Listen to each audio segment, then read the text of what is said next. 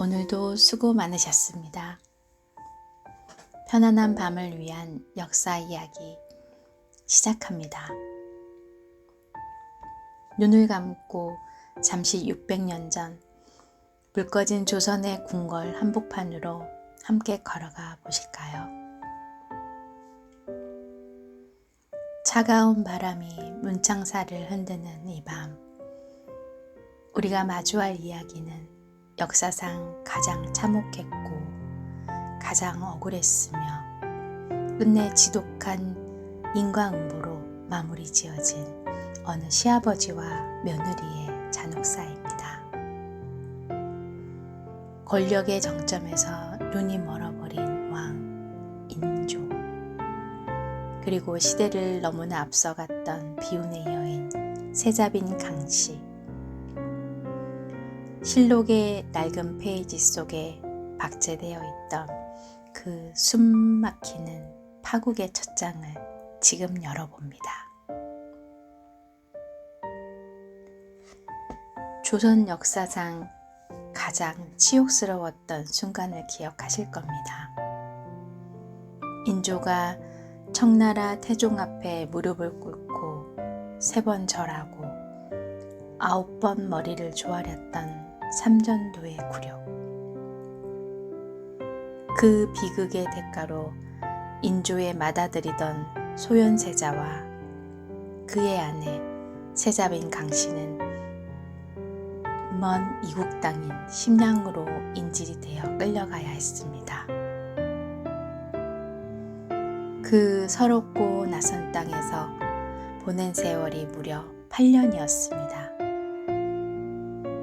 나라가 힘이 없어 붙잡혀간 청나라에서 세자빈 강씨는 주저앉아 눈물만 흘리지 않았습니다.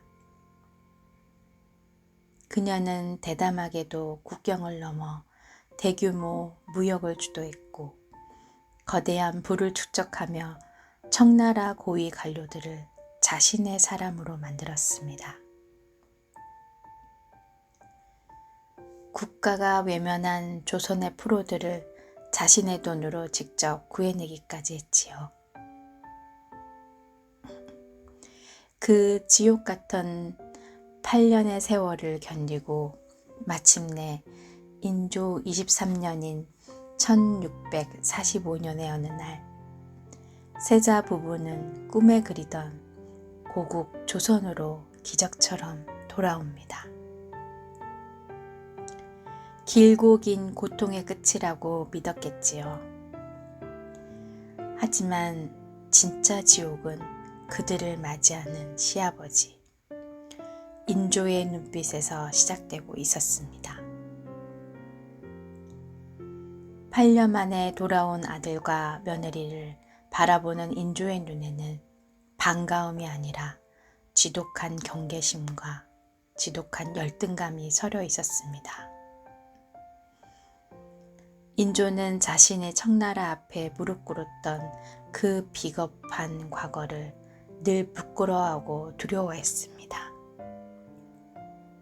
그런데 며느리와 아들은 청나라의 막강한 지지를 받으며 심지어 백성들의 존경과 칭송까지 한몸에 받으며 돌아온 것입니다. 인조의 마음속에는 지독한 피해망상이 피어나기 시작합니다. 저 며느리가, 저 아들이 청나라의 힘을 빌려 나를 왕위에서 끌어내리려는 것은 아닐까? 권력의 눈이 먼 시아버지는 그렇게 자신의 가족을 향해 마음의 칼날을 갈기 시작했습니다.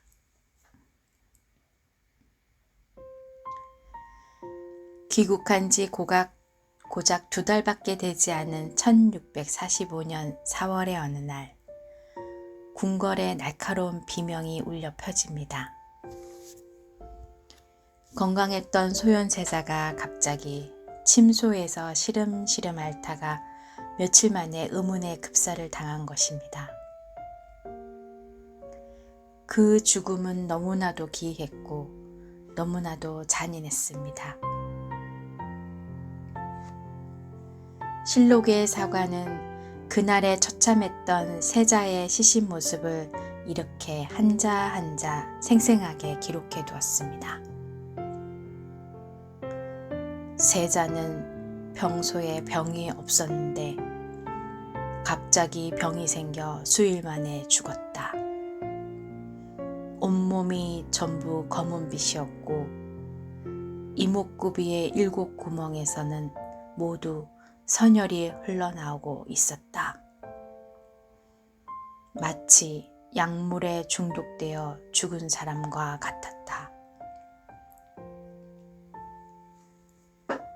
이목구비는 모든 구멍에서 피를 흘리며 온몸이 검게 변해버린 시신. 이것은 조선시대 의학으로 보아도 명백한 독살의 증거였습니다.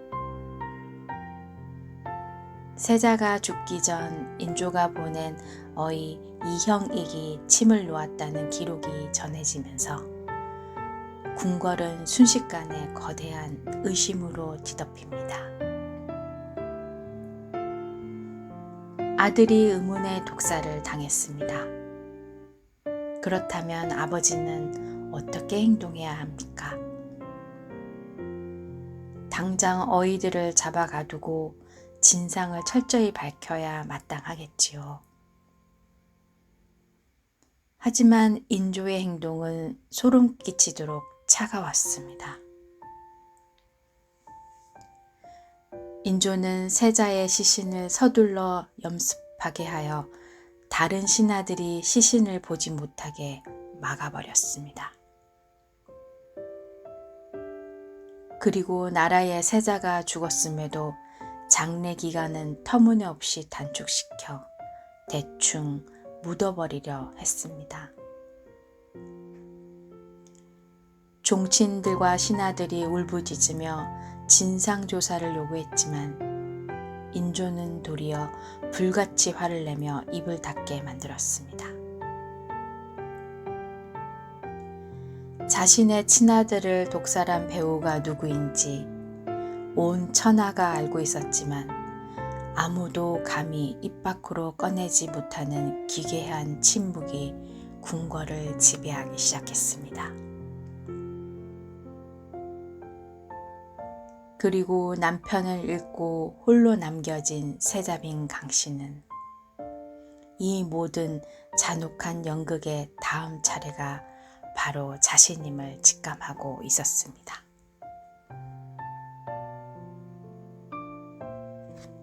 남편을 잃은 세자빈 강씨의 삶은 그날 이후 매일이 가시방석이었습니다.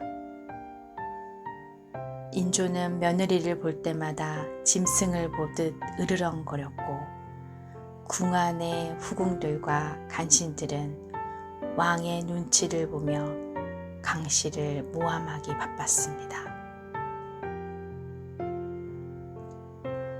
그리고 세자가 죽은 지 채 1년도 되지 않은 1646년 1월 인조가 설계한 마지막 덫이 작동합니다. 어느 날 아침 인조의 수라상에 올릴 전복구이 요리에서 치명적인 독이 발견되는 전대미문의 사건이 발생합니다.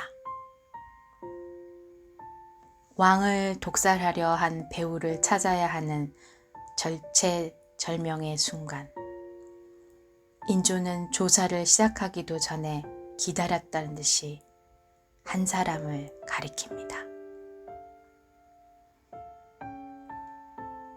이것은 필시 내 며느리 강씨의 짓이다. 아무런 물증도 증인도 없었습니다. 오직 인조의 서슬퍼런 확신뿐이었습니다. 인조는 즉시 강씨의 처소에 있던 어린 나인들과 친방 궁녀들을 의금부로 끌고 가 지옥 같은 고문을 시작합니다. 달궈진 이나로 살을 지지고 주리를 틀며 뼈를 부러뜨리는 참혹한 국문이 연일 이어졌습니다. 인조가 원하는 대답은 단 하나였습니다. 세자빈 강씨가 시켜서 전복에 독을 넣었다고 말하라. 그러나 기적이 일어납니다. 고문을 당하던 연약한 궁녀들은 피를 토하며 죽어가는 그 순간까지도 비명을 지르며 이렇게 외쳤습니다. 우리 빈궁마마께서는 결코 그런 일을 하실 분이 아닙니다. 죄 없는 마마를 모함하지 마옵소서.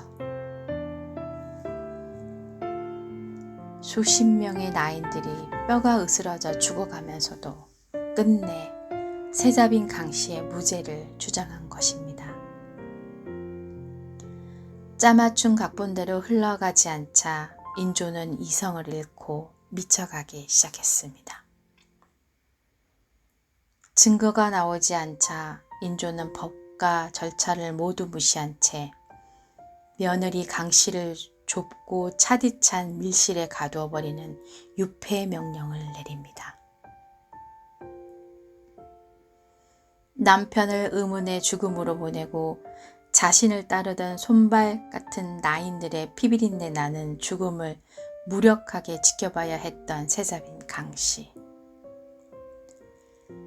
사방이 꽉 막힌 어두운 독방에 갇힌 그녀는 이제 시아버지가 내릴 마지막 파멸의 순간을 담담히 기다리고 있었습니다. 조선 왕조 역사상 가장 참혹한 며느리 학살의 서막이 그렇게 완벽하게 완성되고 있었습니다.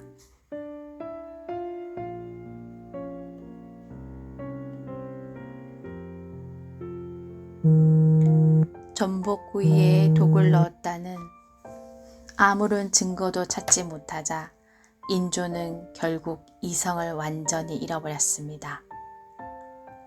오직 며느리를 죽이겠다는 일념 하나로 조선 왕조의 모든 법도와 신하들의 간절한 반대를 짓밟기 시작합니다.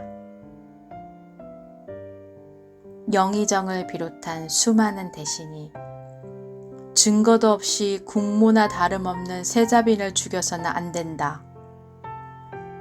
며칠 밤낮을 엎드려 울부짖었지만 인조의 귀에는 아무것도 들리지 않았습니다. 결코 오지 말았어야 할 날이 오고야 맙니다. 인조 24년 3월의 어느 날 인조는 며느리 강씨를 왕족에서 쫓아내 평민으로 강등시키고 그녀의 사가로 사약을 보냅니다.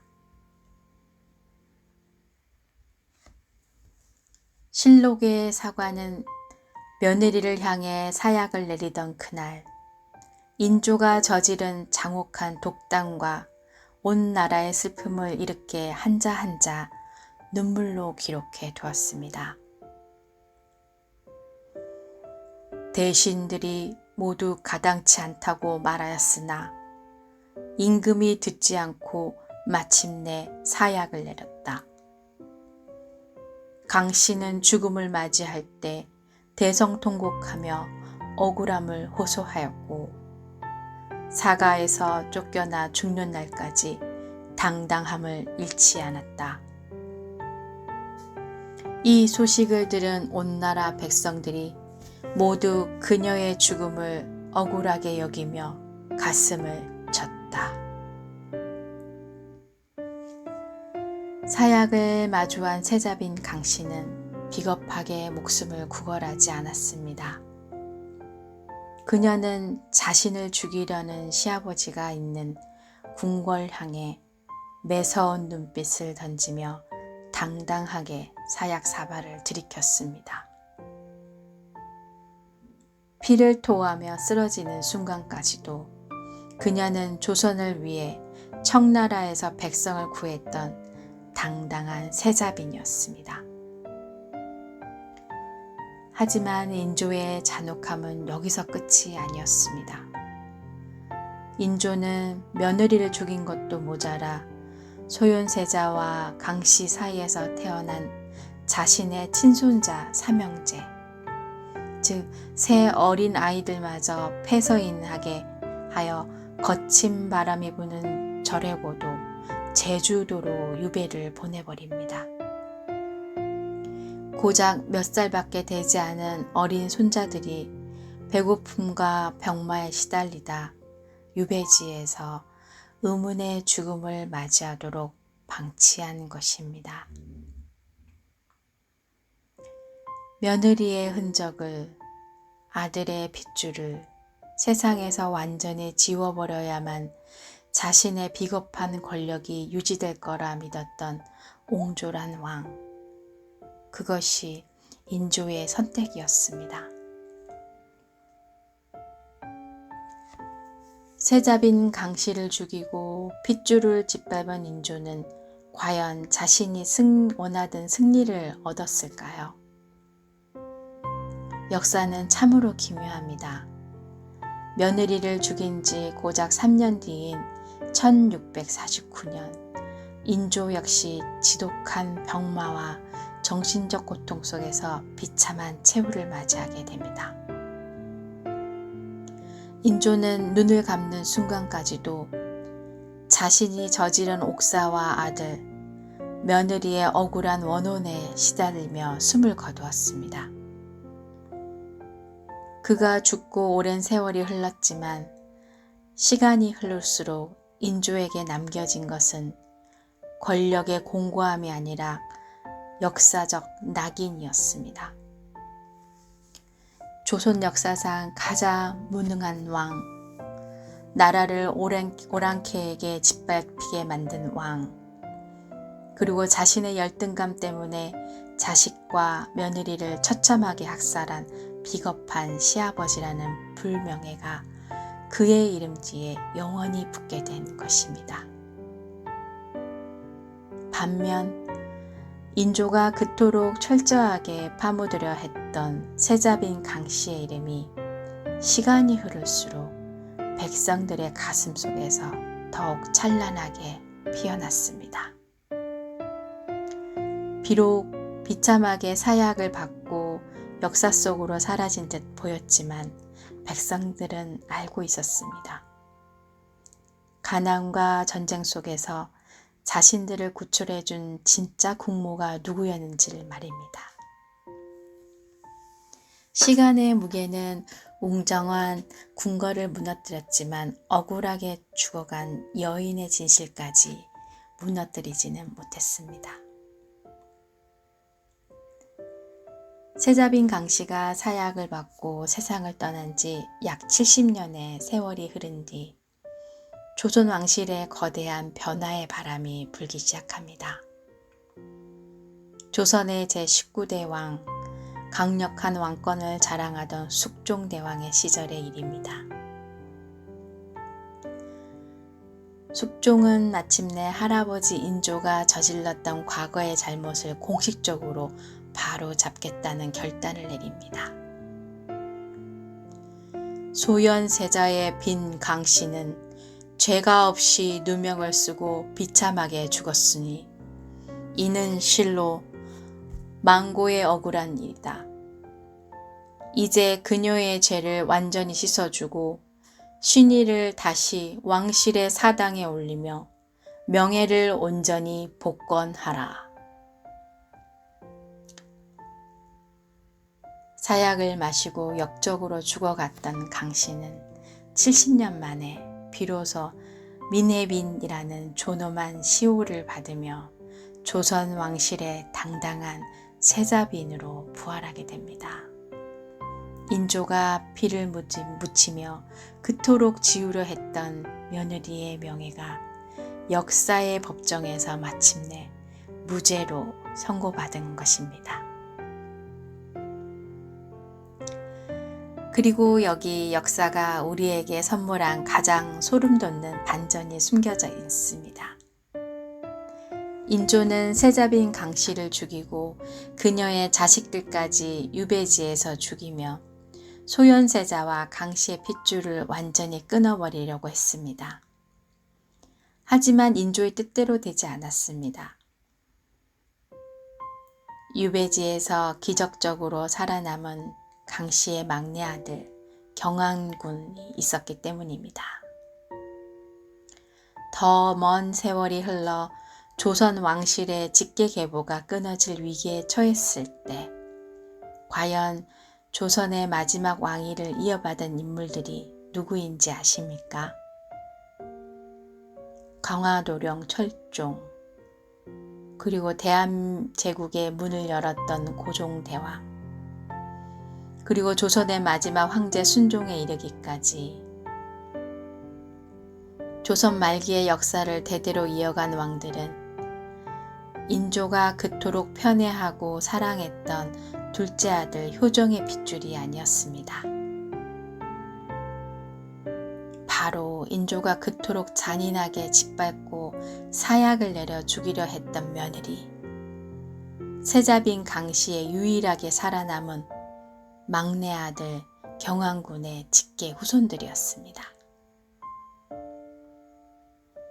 인조가 친아들을 독살하고 며느리에게 피를 묻히며 지키려 했던 그 위대한 조선의 왕자는 결국 그가 그토록 증오하고 시기했던 며느리 강씨의 후손들에게 돌아간 것입니다. 역사는 이토록 무서운 인과응보를 100년 뒤에 완벽하게 완성해냈습니다. 시아버지는 눈앞에 권력이라는 칼춤을 추며 며느리를 짓밟았지만 역사의 긴 강물 속에서 마지막에 웃는 진짜 승자는 결국 세자빈 강씨였습니다. 오늘 밤 여러분께 마지막 질문을 던집니다. 권력을 가졌으나 역사 속에서 영원한 패배자가 된 시아버지와 목숨을 잃었으나 역사의 최종 승리자가 된 며느리 세자빈 강씨. 과연 이 잔혹한 궁중 잔혹사의 진짜 주인은 누구였을까요? 오늘 이야기가 편안한 밤의 휴식이 되셨기를 바랍니다. 여러분의 생각을 댓글로 남겨주세요. 지금까지 기록의 숨결이었습니다. 편안한 밤 보내세요. 감사합니다.